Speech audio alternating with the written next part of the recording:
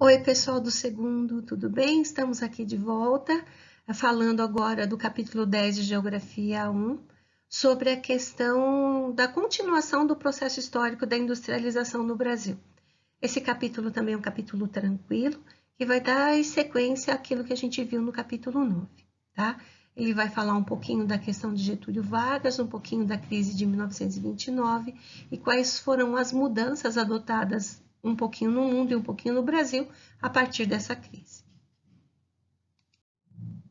Vocês já estudaram história, em geografia também a gente já citou a questão da queda da Bolsa de Valores de Nova York, que aconteceu em 1929.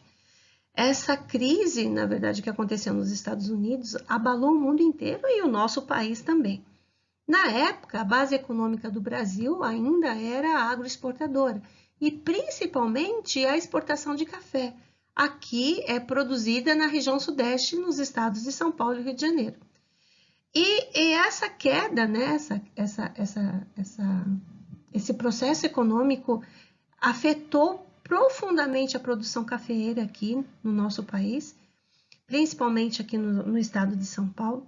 Diminuiu demais o valor comercial do café, tanto é que na época muitos cafeicultores chegaram a queimar sacas e sacas de café, porque pela característica do capitalismo, né, da lei de oferta e procura, quanto mais produto você tem para oferecer, menor vai ser o seu valor no mercado internacional ou nacional.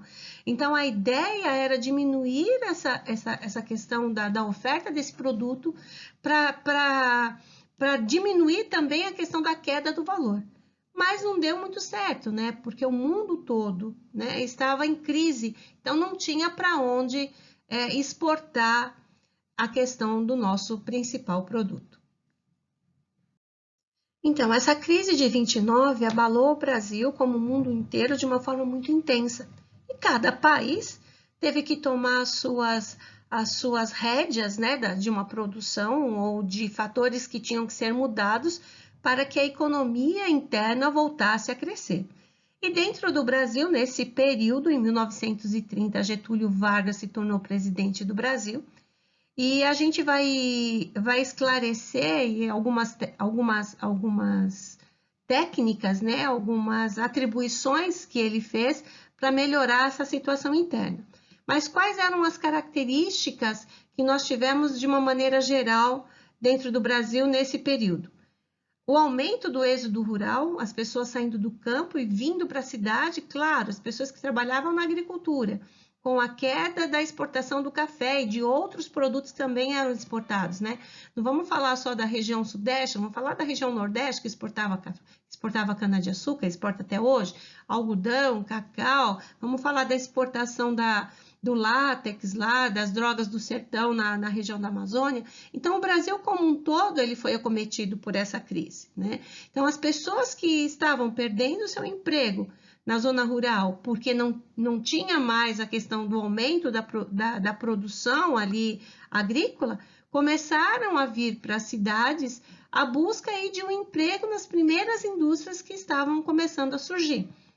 E junto com Getúlio Vargas, que foi o presidente aí que assumiu o Brasil a partir de 1930, houve a questão do modelo keynesianista, da questão da mudança econômica, do liberalismo econômico para o keynesianismo econômico. O que é essa questão do keynesianismo? Quando o Estado começa a intervir diretamente no processo econômico, com o objetivo de melhorar algumas situações para diminuir o efeito da crise. Esse modelo econômico keynesianista não foi introduzido só no Brasil, ele foi introduzido nos Estados Unidos também, por uma questão de melhora, né? No momento, trazer ferramentas para que estabilizasse a questão econômica e, a partir daí, começasse a um desenvolvimento de crescimento novamente. Aqui nesse slide a gente vai falar de novo sobre a questão do keynesianismo. Então, a gente tem aqui, ó, keynesianismo, teoria econômica que defende uma forte intervenção do Estado na economia, Vamos voltar para a questão atual. O que o governo brasileiro está fazendo hoje? Não só a questão do governo federal, mas os governos estaduais também. Eles estão intervindo diretamente na economia, eles estão colocando dinheiro para as pessoas que hoje não conseguem trabalhar, os ambulantes que dependem da venda dos seus produtos aí na rua, que estão sem essa renda. Muitas pessoas vão perder o emprego porque o comércio, de uma maneira geral, está fechado. Então, o que o governo está fazendo? O governo está investindo, intervindo na economia, está colocando dinheiro, está colocando financiamentos. As empresas também que estão fechadas, que não estão conseguindo vender, empréstimos a juros baixos, para que não caia, depois que a gente passar por essa crise sanitária, né, como outros países já estão passando, que a economia tenha pelo menos uma base para voltar a crescer. Então, isso é o modelo keynesianista, quando o governo precisa ter atitudes para melhorar uma situação econômica séria no país. Porque a gente sabe que a economia, ela é cíclica, né? Ela precisa ter produção para que as pessoas tenham, porque quem produz são as pessoas terem esse salário. O salário gera o mercado consumidor, porque nós compramos os produtos, ok? E a partir do momento que a gente compra, precisa de mais produção. Então, quando você não tem um mercado consumidor, ou quando essas pessoas não têm dinheiro para comprar, e aí o que acontece com o que está sendo produzido? Não é vendido. O que acontece com a lei de oferta e procura? Quando você tem mais produtos e mais oferta e menos procura, o valor do produto cai. Então, o governo precisa olhar para tudo isso para que tenha atuações para que depois que essa crise passe, essa crise sanitária, a economia comece a girar de novo. Senão o país vai cair numa decadência econômica gigantesca e todos nós vamos sofrer.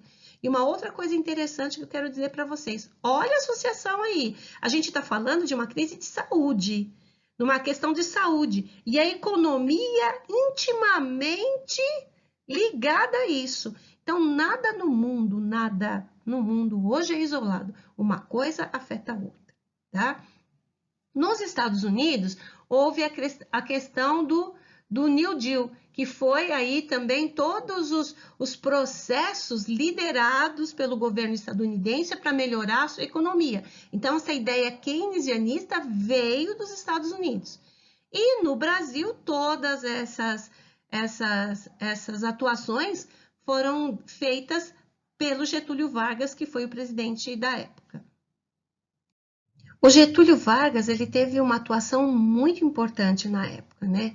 Dentro desses ideais do keynesianismo, ele começou a criar infraestrutura para que as outras empresas no Brasil começassem a crescer. Que infraestrutura é essa? As indústrias de base, que são as primeiras, né? A indústria siderúrgica, a indústria metalúrgica, a indústria de motores. Fundou o banco que nós temos até hoje, que é o BNDES, o Banco Nacional de Desenvolvimento Econômico e Social, a Petrobras, a Eletrobras, todas essas empresas que ainda existem, né, hoje, foram criadas na época de Getúlio Vargas. Eu só vou chamar a atenção aqui para vocês, para essa aqui, ó, Companhia Vale do Rio Doce. Ela era uma empresa estatal e hoje é a Vale. Ela já é ela foi, na verdade, vendida, né? Ela já não é mais uma empresa estatal. E hoje a Vale, que é aquela empresa responsável aí pela mineração das nossas reservas lá em Minas Gerais, e também responsável por aqueles acidentes lá em Brumadinho e Mariana que nós vimos, tá? Ela foi privatizada. Tá? E outras empresas, a gente ainda tem a Companhia Siderúrgica Nacional ainda existe, o BNDES ainda existe, a Petrobras ainda existe, a Eletrobras ainda existe. Ok? E o Getúlio Vargas também foi o presidente responsável pela consolidação das leis trabalhistas. Foi ele que gerou aquilo que nós até hoje, né, temos como base jurídica na questão do nosso trabalho. Férias remuneradas, 13º remunerado, a questão mais atual, né, mas que está dentro das leis trabalhistas, o seguro-desemprego. Por que que essas leis são importantes no momento de crise? Mais uma vez, eu expliquei para vocês no slide anterior e vou reexplicar aqui. A sociedade precisa ter dinheiro para continuar sendo mercado consumidor. Se nós não tivermos dinheiro, nós não compramos. Se não há compra, não há produção. Isso vai gerar uma decadência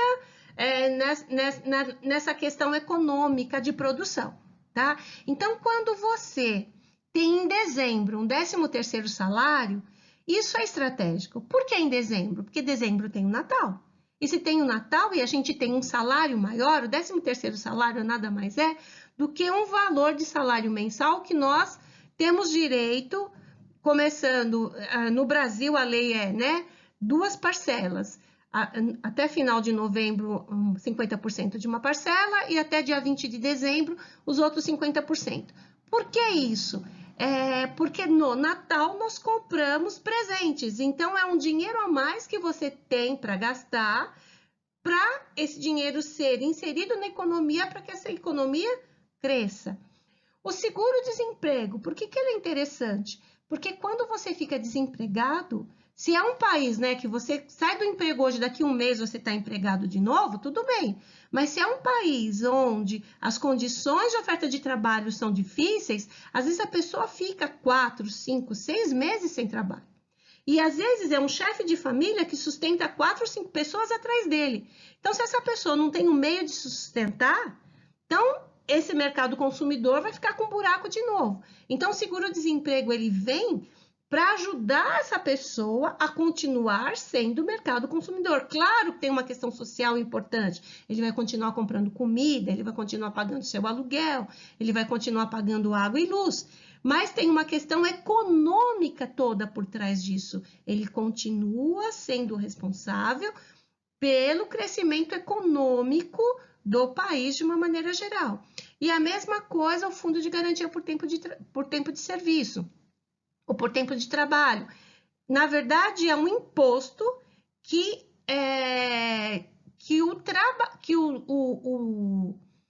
o empregador paga em cima do seu funcionário.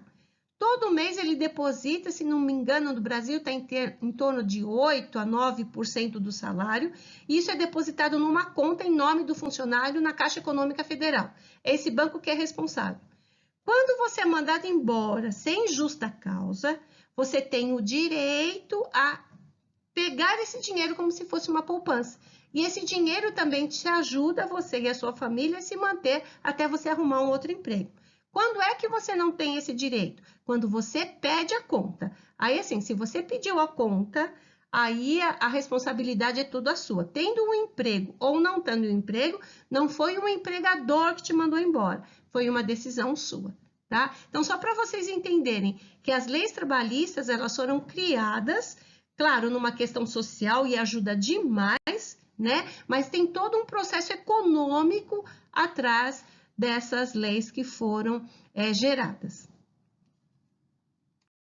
Aqui a gente vai retomar a questão de por que as indústrias, né, se encontram, a maior concentração se encontram aqui, ó, na região sudeste, principalmente no estado de São Paulo, mas isso já foi explicado para vocês, a questão das características que esse estado já tinha, né, o nosso estado já tinha em relação à produção cafeeira, que trouxe a infraestrutura necessária para que as indústrias pudessem se desenvolver, tá? Até anterior a 1960, a gente também já falou sobre isso, o Brasil era visto como um país de arquipélagos econômicos. E aí se começou, né, a ter, graças a Deus, a questão de integrar todas as regiões brasileiras para que o comércio interno também pudesse ser dinâmico, que aquilo que fosse produzido na região sudeste chegasse até a região nordeste numa questão muito mais rápida, aquilo que era produzido na Amazônia chegasse em todas as regiões do Brasil e assim foi. E uma das primeiras atuações foi a construção de Brasília, né, que foi de 1956, ela foi inaugurada em 1960 pelo governo de Juscelino Kubitschek, a retirada da capital do Brasil, ali do Rio de Janeiro, para a região central, né, levou já muitas pessoas nessa questão da construção, muitas pessoas continuaram morando lá, porque é uma região na época Na época, em 1960, só haviam 2 estados, que era o estado de Mato Grosso e Goiás, dois estados grandes e praticamente inabitados, né, sem grande produção. Então, assim, é muito negativo você ter um território tão grande e esse território não fazer parte da atuação econômica, do crescimento econômico do país, né? Então, assim, essa questão da integração entre as regiões foi muito importante. E aí se começou a questão da construção das estradas, né? Os transportes chegando em cidades que antes não chegavam. E um outro interesse também bastante grande foi que tudo aquilo que era produzido na região sudeste, principalmente São Paulo e Rio de Janeiro, tinha que ter acesso, né? Tinha que chegar às outras regiões do Brasil, tá? E hoje essas indústrias paulistas, né, com o crescimento aí do Brasil como um todo na questão da industrialização, já tem indústrias que competem com ela em outras regiões do Brasil, principalmente na região Nordeste, que é um ponto bem interessante. E aqui, para terminar o capítulo, tem esse mapa, né, que eu coloquei nos slides, que é para mostrar a questão, ó, todos esses pontos mais pretinhos são as concentrações de indústrias que nós temos no nosso país. Percebam aqui, gente, ó, região sul e sudeste, olha isso aqui, né? A concentração industrial realmente está aqui, mas hoje percebam o quanto essa industrialização tem se movimentado. Olha aqui o litoral nordestino, que interessante, né? A área de maior desenvolvimento do Nordeste, as indústrias estão vindo para cá, a gente já falou sobre isso e vai falar novamente, que se chama isso, esse processo hoje se chama de descentralização industrial, a busca aqui de mão de obra mais barata, de cidades que ofertam isenção de impostos, mas aonde tem transporte, aonde tem facilidade de comunicação. Então, as indústrias estão hoje, né, buscando essas outras regiões com o objetivo de quê? De diminuir o fator, né, da produção para jogar no mercado, seja nacional ou internacional, um produto de qualidade com menor valor, para aumentar a competitividade aí dos produtos brasileiros. Mas vamos perceber que nós temos também, ó, indústrias em todo o Brasil, claro, que nessas regiões, aqui na região Nordeste, na região Norte, o número de indústrias é menor, né? Mas nós temos já indústrias espalhadas aqui no Brasil como um todo. Vamos ver aqui nessa região, né? Na região Centro-Oeste. Lembra que eu falei para vocês que a mudança de Brasília foi estratégica para que melhorasse essa questão do desenvolvimento? Então, nós temos hoje que eram 2 estados, Mato Grosso e Goiás. Na atualidade, nós temos 4 estados, Mato Grosso do Sul, Tocantins e Goiás, mas percebam, a Brasília está aqui e olha o processo industrial ao redor aqui do estado de Brasília, no estado de Goiás. E com isso, nós terminamos aqui a explicação desse módulo. Estarei também à disposição no chat para qualquer dúvida que vocês venham a ter. Muito obrigada, fiquem com Deus, um grande beijo, até a volta.